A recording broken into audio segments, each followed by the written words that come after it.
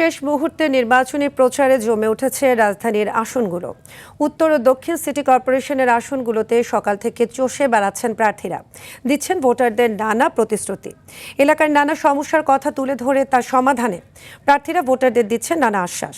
প্রচারণার সময় প্রতিদ্বন্দ্বী প্রার্থীরা বিভিন্ন মিথ্যা অপপ্রচার চালাচ্ছে বলে অভিযোগ করেন ঢাকা ৮ আসনের প্রার্থী মির্জা আব্বাস। ঢাকা ১৮ আসনে বিএনপি মনোনীত প্রার্থী এস.এম. জাহাঙ্গীর বলেন, জনগণের ভালোবাসায় ধানের শীষ জয়ী হবে। আর ঢাকা ১৬ আসনের রূপনগরে প্রচারণার সময় বিএনপি প্রার্থী আমিনুল হক বলেন, জামায়াত ক্ষমতার মোহে ইতিহাস বিকৃতির চেষ্টা করছে। এদিকে ঢাকা ১০ আসনে জামায়াত মনোনীত প্রার্থী বলেন, নির্বাচনের লেভেল প্লেয়িং ফিল্ড এখনও তৈরি হয়নি, তবে কিছু কিছু জায়গায় নির্বাচনী প্রচারে সংঘাতে পরিণত হচ্ছে। এ নিয়ে মিশ্র প্রতিক্রিয়া জানাচ্ছেন ভোটাররা। উচ্চারণা করে নেতা হওয়া যায় না, বরং নিজে কি করবেন, কি করেছেন, কি করতে পারবেন সেটা বলেন। জনগণ আমাদের সাথে আছে, জনগণকে নিয়ে আমরা কাজ করতেছি। এখানে কোনো পেশি শক্তির বলতে যেটা মিন করে মানুষ, সেটার কোনো সুযোগ নেই। আর এখানে আজকে সোশ্যাল মিডিয়ার যুগ, কেউ কোনো কিছু করে পার পেয়ে যাবে, এটা আমি বিশ্বাস করি না। এবং আমার যেই পরিকল্পনাগুলো রয়েছে, আমি আমার এলাকার মানুষের জন্য সেই পরিকল্পনাগুলো আমার আল্লাহর রহমতে অক্ষরে অক্ষরে বাস্তবায়ন করার চেষ্টা করব। অতীতের নির্যাতন, নিপীড়ন, চাঁদাবাজি, জুলুমবাজি, সন্ত্রাস, ব্যাংক ডাকাতি, এই সমস্ত কারণে মানুষ অত্যন্ত ক্ষিপ্ত হয়ে আছে। দর্শক, এই মুহূর্তে ঢাকার ১৭ আসনে আছেন সহকর্মী সাকিবুর রহমান এবং ঢাকার ৭ আসনে রয়েছেন হাসান মাহমুদ। আমরা সরাসরি যুক্ত হচ্ছি সেখানে। প্রথমে যাব সাকিবের কাছে। সাকিব, নির্বাচনী প্রচারণা কেমন দেখতে পাচ্ছেন? প্রার্থীরা কি কি প্রতিশ্রুতি দিচ্ছেন এবং লেভেল প্লেইং ফিল্ড নিয়ে প্রার্থীদের মধ্যে কোনো অভিযোগ আছে কিনা, সব মিলিয়ে জানাবেন।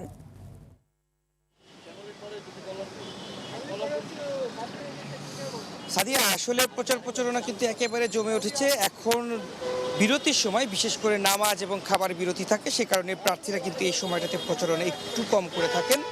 এর পরবর্তীতে আবার ৩টা সাড়ে ৩টা থেকে তাদের প্রচারণা শুরু হয়ে যায়। আমি এখন যে আসনটিতে অবস্থান করছি, এই আসনটি কিন্তু সবথেকে বেশি আলোচনায়, কারণ এই আসনে প্রতিদ্বন্দ্বিতা করছেন বিএনপির চেয়ারপারসন তারেক রহমান, যার ফলে এই আসনটিতে কিন্তু আলোচনার তুঙ্গে রয়েছে। এবং পাশাপাশি ১২ জন প্রার্থী এখানে মূলত প্রতিদ্বন্দ্বিতা করছেন। আমরা দেখছি যে এখানে বিভিন্ন ধরনের ব্যানার, ফেস্টুন শোভা পাচ্ছে। ভোটারদের মধ্যেও কিন্তু মিশ্র প্রতিক্রিয়া রয়েছে, বিভিন্ন ধরনের প্রতিক্রিয়া দিচ্ছেন ভোটাররা। তারা বলছেন যে আসলে দীর্ঘ সময় পর তারা ভোট দিতে পারবেন, যার ফলে তাদের মধ্যে উৎসাহ উদ্দীপনাটা একটু বেশি লক্ষ্য করা যাচ্ছে। এছাড়াও প্রার্থীরা কিন্তু বিভিন্ন ধরনের কথা বলছেন। কেউ তার আসলে আচরণবিধি লঙ্ঘনের কথা বলছেন, আবার অনেক জায়গায় প্রার্থীরা বলেছেন যে সেখানে আচরণবিধি মেনেই তারা কাজ করছেন। দুই পক্ষের মধ্যে বিভিন্ন ধরনের কথা রয়েছে। এছাড়াও স্বতন্ত্র প্রার্থী যারা রয়েছেন তারাও কিন্তু পুরোদমে মাঠে প্রচার চালিয়ে যাচ্ছেন এবং অনেক জায়গায় স্বতন্ত্র প্রার্থীরা তারা বলছেন যে আসলে ঠিকমতো লেভেল প্লেয়িং ফিল্ডটা নেই, যার ফলে অনেক জায়গায় তারা বাধা পাচ্ছে, এমন কথা তারা বলেছেন। এবং আমরা যে আসনটিতে রয়েছি সেটির আসলে যদি একটু তথ্য দিই, এখানে ১২ জন প্রার্থী প্রতিদ্বন্দ্বিতা করবেন। ৩,২৫,০০০-এর বেশি এখানে ভোটার রয়েছে। ভোটারদের মধ্যেও কিন্তু মিশ্র প্রতিক্রিয়া রয়েছে। তবে প্রতিটি ভোটারের একটি আশা, তারা যেন বিগত বছরগুলোতে যে ভোট দিতে না পারার যে ক্ষোভটি রয়েছে, তাদের যে অপূর্ণতা রয়েছে, সেটি যেন এবছর না থাকে, তারা যেন নির্বিঘ্নে সুষ্ঠুভাবে কেন্দ্রে গিয়ে ভোটটি তারা দিতে পারে, সে আশায় তারা প্রকাশ করছেন। তো এই ছিল ঢাকা ১৭ আসন থেকে আমার কাছে সর্বশেষ। সহকর্মী রয়েছেন ঢাকা ৭ আসনে, হাসান মাহমুদ জানাবেন সেখানকার পরিস্থিতি। হ্যাঁ সাকিব, আমি এখন রয়েছি ঢাকা ৭ আসনে। ঢাকা ৭ আসনের কিন্তু সবচেয়ে বড় একটি অংশ কিন্তু এই পুরান ঢাকা নিয়ে গঠিত। ঢাকা ৭ আসনে আমরা দেখেছি যে ঢাকা ৭ আসনে কিন্তু মোট ১১ জন প্রার্থী এই ঢাকা ৭ আসন থেকে প্রতিদ্বন্দ্বিতা করছেন এবং ঢাকা ৭ আসনে বিভিন্ন সমস্যা রয়েছে।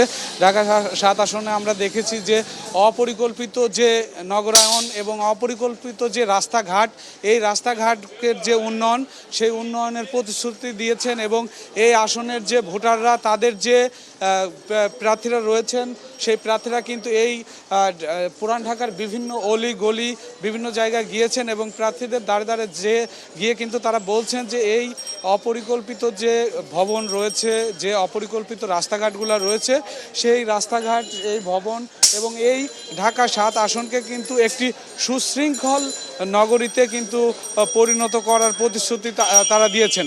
আমরা দেখেছি যে ঢাকা 7 আসনের এই এলাকায় কিন্তু বিভিন্ন প্রার্থীদের যে সমর্থকরা রয়েছে তারা কিন্তু এই এলাকার মানুষের কাছে যাচ্ছেন, বিভিন্ন বাসায় যাচ্ছেন, তাদের কাছে ভোট প্রার্থনা করছেন এবং তারা কিন্তু বলছেন যে এই এলাকায় যদি সকল প্রার্থী তারা প্রতিশ্রুতি দিচ্ছেন যে তারা নির্বাচিত হতে পারলে এই এলাকার উন্নয়নমূলক কাজ করবেন, এই এলাকার জলাবদ্ধতা সমস্যা রয়েছে সেটি নিরসন করবেন এবং এই আসনের মানুষের ভাগ্যের উন্নয়নে তারা কাজ করবেন।